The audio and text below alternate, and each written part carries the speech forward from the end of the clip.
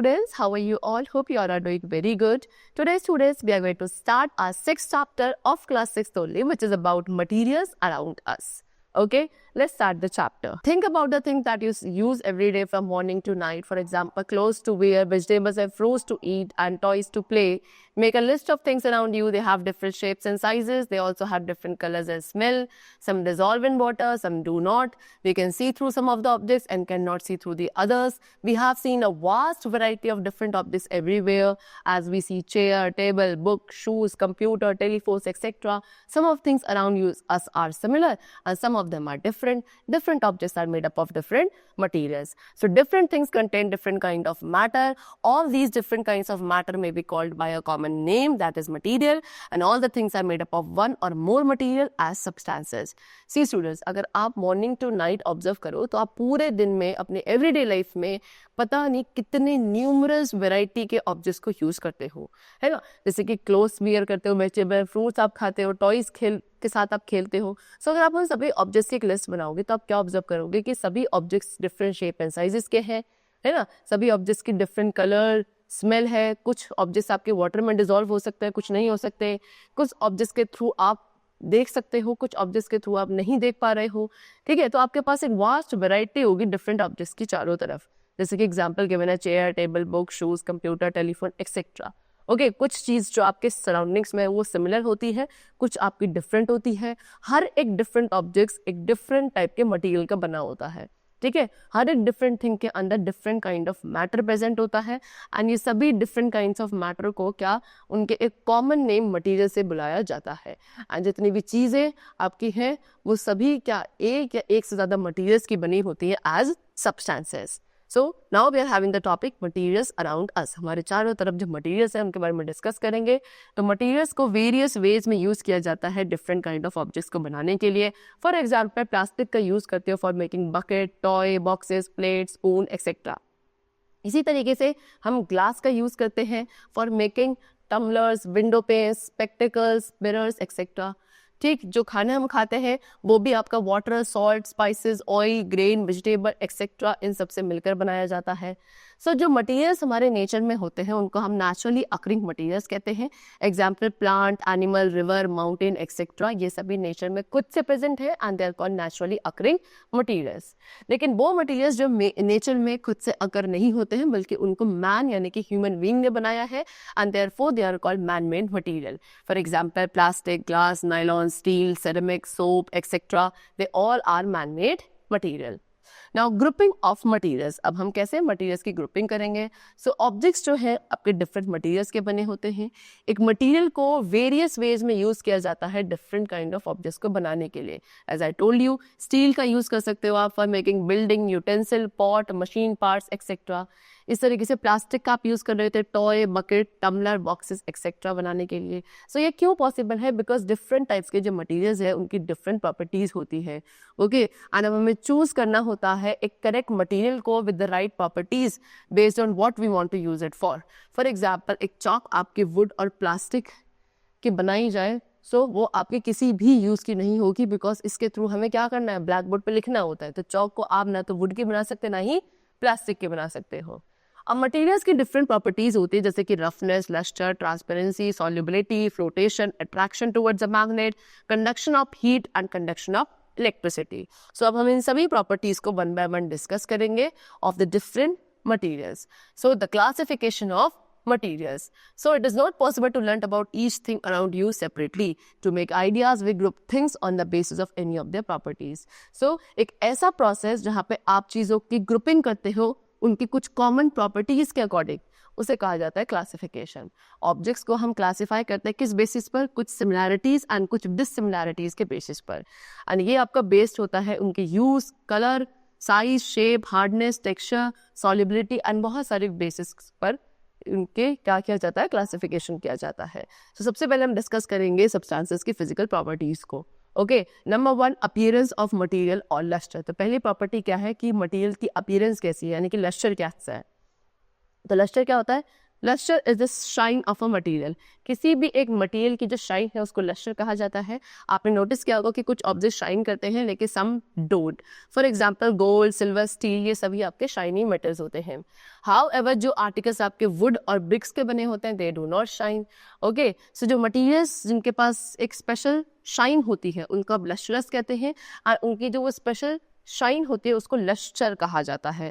जितने भी मेटल्स है जिनका क्लीन सरफेस होता है उन पे लस्टर होता है, और इसीलिए जो मेटल्स है उनको आप लस्टरस कहा जाता है।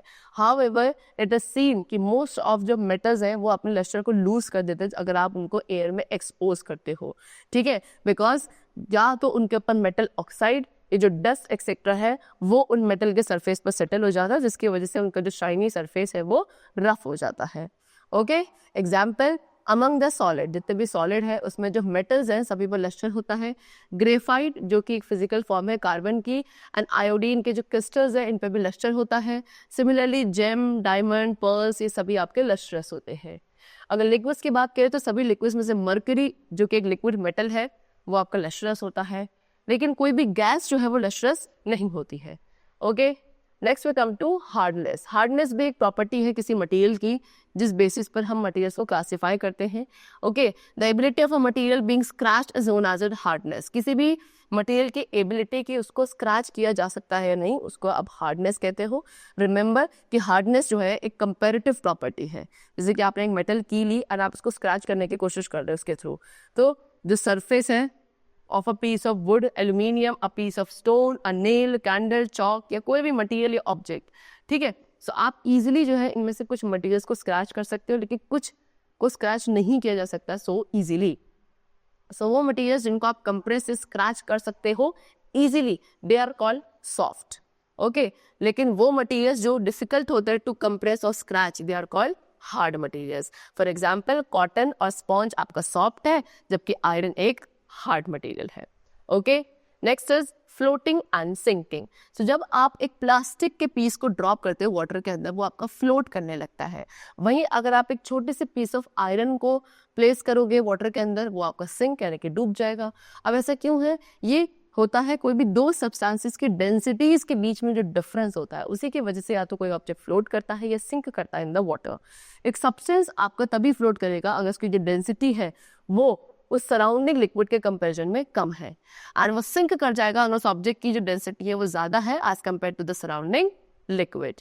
ठीक है, चलो in appearance materials have different properties. अगर अपीयरेंस के बारे में बात करें तो मटेरियल्स की डिफरेंट प्रॉपर्टीज हो सकती है लाइक लस्टर, हार्डनेस, रफ और smooth. Okay, next is solubility in water. So कुछ ऐसे सब्सटेंसेस हैं जो वाटर में कंप्लीटली डिसॉल्व हो जाते हैं, उनको आप सॉल्युबल सब्सटेंसेस कहते हैं एंड इस प्रॉपर्टी को सॉल्युबिलिटी कहा जाता है। लेकिन वही एक सब्सटेंस जो आपका वाटर में डिसॉल्व नहीं हो सकता है उसको इनसॉल्युबल सब्सटेंस कहा जाता है। अब सॉल्युबिलिटी के बेसिस पे मटेरियल्स को सॉल्युबल, इनसॉल्युबल, मिसिबल और इममिसिबल क्लासिफाई कर सकते हैं। सो सॉलिड्स जो है सॉलिड्स की एक डेफिनेट शेप एंड वॉल्यूम होती है बिकॉज काफ़ी सारे नंबर ऑफ सॉलिड्स है वो आपके क्या होते हैं, इनसॉल्युबल होते हैं वाटर में। For example metal, stone, would, mud ये सभी वाटर में इनसॉल्युबल हैं, लेकिन कुछ सॉलिड है जैसे कि sugar, common salt, certain salt of metals they are soluble in water. Next we come to liquids. Liquids का एक डेफिनेट वॉल्यूम होता है लेकिन कोई डेफिनेट शेप नहीं होती है ना। आप किसी भी लिक्विड को जिस कंटेनर में भी पोर करोगे वो उसी की शेप ले लेता है। जितने भी ज़्यादातर जो लिक्विड्स होते हैं वो वाटर में सॉल्युबल होते हैं एंड ऐसे लिक्विड्स जो वाटर सॉल्युबल होते हैं उनको मिसिबल लिक्विड्स कहा जाता है। Example alcohol, vinegar, lemon juice etcetera. लेकिन कुछ ऐसे लिक्विड्स हैं लाइक ऑयल, ये आपके इनसॉल्युबल होते हैं वाटर में और इसीलिए आप इन्हें इममिसिबल लिक्विड्स कहते हो। Next is gases. So most of the gases, ज़्यादातर गैसेज आपकी वाटर में इनसॉल्युबल होती हैं। For example nitrogen, hydrogen, carbon monoxide ये सभी वाटर में इनसॉल्युबल है, लेकिन कुछ गैसेस वाटर में सॉल्युबल भी होती है जैसे कि ऑक्सीजन गैस। ऑक्सीजन गैस जो है वो स्लाइटली सॉल्युबल है इन वाटर। ओके, ये डिजॉल्व ऑक्सीजन ही होती है वाटर में जिसके थ्रू वाटर में रहने वाली जितनी भी फिशेज या वाटर एनिमल्स हैं वो ईजिली ब्रीथ कर सकते हैं उस ऑक्सीजन गैस को with the help of their gills in the water. ठीक है, कार्बन डाइऑक्साइड गैस भी स्लाइटली सॉल्युबल होती है वाटर में, ठीक है, ये डिजोल्व कार्बन डाइऑक्साइड गैस के थ्रू ही, जो कि वाटर में डिजोल्व है, जो कि as a source of food act करती है वाटर प्लांट्स के लिए। वाटर प्लांट्स इसी कार्बन डाइऑक्साइड गैस को कन्वर्ट करते हैं अपने फूड में with the help of chlorophyll and sunlight. So इस तरीके से मटीरियल्स को उनकी सॉल्युबिलिटी के बेसिस पर भी क्लासीफाई किया जा सकता है। Next we come to transparency. जैसे कि आपने देखा होगा आपके घर में ग्लास डोर एंड विंडोज है, अगर आप उनके थ्रू देखोगे तो from some you can see, कुछ के थ्रू आप क्लियरली देख पाओगे, लेकिन कुछ के थ्रू आप बिल्कुल भी क्लियरली नहीं देख सकते। ठीक है, सो वो सब्सटेंसेस जिसके थ्रू हम क्लियरली देख सकते हैं, they are called what, which you can not see clearly, जिसके थ्रू आप क्लियरली नहीं देख सकते हो, देख सकते हो लेकिन आपको क्लियरली नहीं दिख रहा है, थोड़ा सा धुंधला दिख रहा है, ऐसे सब्सटेंसेस को ट्रांसलूसेंट कहा जाता है। And the substances through which we are able to see clearly, ऐसे सब्सटेंसेस जिसके थ्रू आपको क्लियरली दूसरी साइड का दिख रहा है, उसको आप ट्रांसपेरेंट कहेंगे एंड इस प्रॉपर्टी को ट्रांसपेरेंसी कहा जाता है। इसी तरीके से we are not able to see through a material, अगर आप किसी एक मटीरियल के थ्रू देख ही नहीं पा रहे हो तो उस मटीरियल को ओपेक कहा जाएगा एंड ये प्रॉपर्टी जो है वो ओपेसिटी कहलाती है। ओके चलो, सो अब कुछ रीसेंट मोस्ट फिनोमेना के बेसिस पर मैटर को हम क्लासिफाई कर सकते हैं एज ट्रांसपेरेंट, ट्रांसलूसेंट और ओपेक।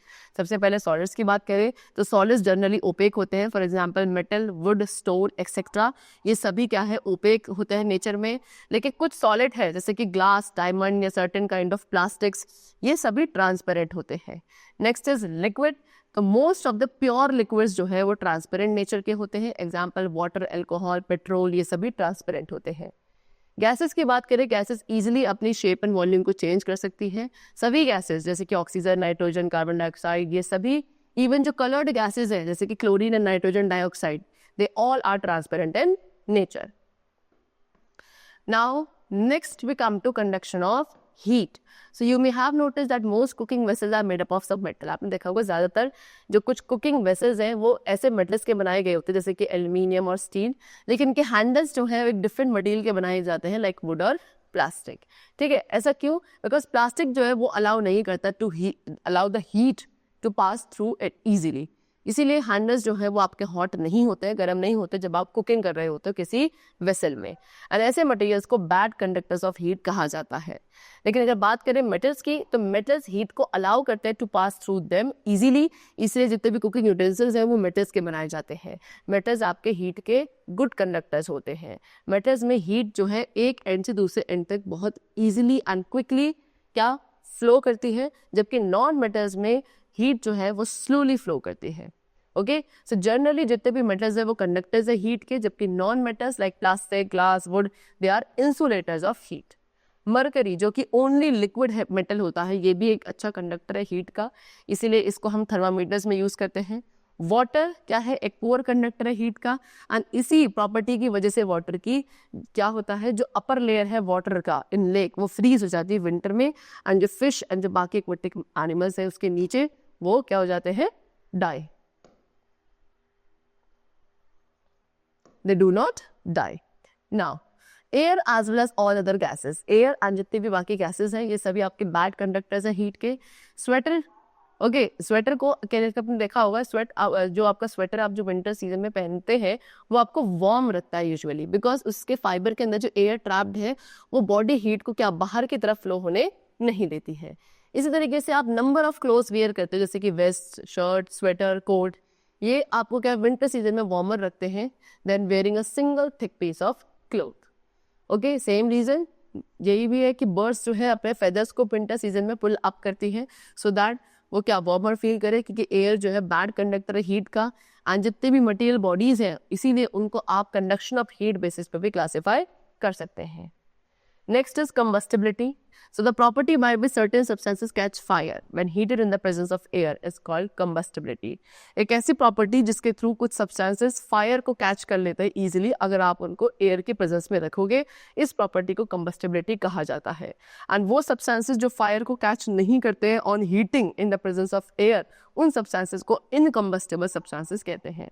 सो हमारे पास सॉलिड्स के अंदर भी बहुत सारे कंबस्टिबल एंड इनकम्बस्टिबल सब्सटेंसेस हैं। So first of all we are going to discuss about solids, जैसे कि ड्राई वुड, ड्राई गैसेस, जितने भी काइंड्स हैं ये सभी कंबस्टिबल होते हैं। जब आप इन्हें हीट करेंगे बर्निंग फ्लेम में ये फायर को कैच कर लेते हैं। कोल जो कि एक नेचुरली अकरिंग फॉसिल फूड है, कोक, चारकोल, ये सभी आपके कंबस्टेबल सब्सटेंसेस के एग्जाम्पल है। मेटल्स की बात करें तो मेटल्स में सोडियम, पोटेशियम, कैल्शियम सभी कंबस्टेबल सॉलिड है।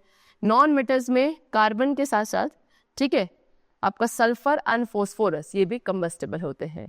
ब्रोकन ग्लास, चॉक, स्टोन ये आपके फायर कैच नहीं करते हैं एंड इसीलिए आप इन्हें इनकम्बस्टेबल सब्सटेंसेस बोल सकते हो। ओके, चलो now next we come to liquids. तो लिक्विड्स की बात करी जाए, petrol, diesel, kerosene, oil, vegetable oil such as coconut oil, mustard oil, alcohol, animal fat, ये सभी फायर कैच करते हैं when they are heated in the presence of air. So that means they all are combustible liquids, ठीक है। लेकिन water, vinegar, lemon juice, orange juice ये fire catch नहीं कर सकते when they are heated. Okay, so इसीलिए इनको incombustible liquids बोला जाता है। Next is gases. LPG that is liquefied petroleum gas, ये एक कंबस्टेबल गैस है।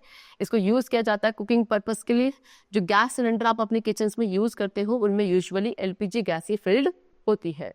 CNG that is compressed natural gas, इसको आप यूज करते हैं इन running scooter, rickshaw and buses and ये गैस काफी चीप है एंड लेस पॉल्यूशन कॉज करती है।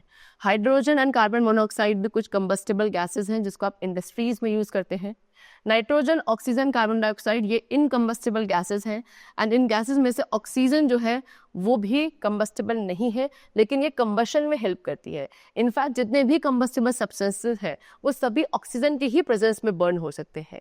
विदाउट ऑक्सीजन कोई भी सब्सटेंस बर्न नहीं किया जा सकता। ओके, चलो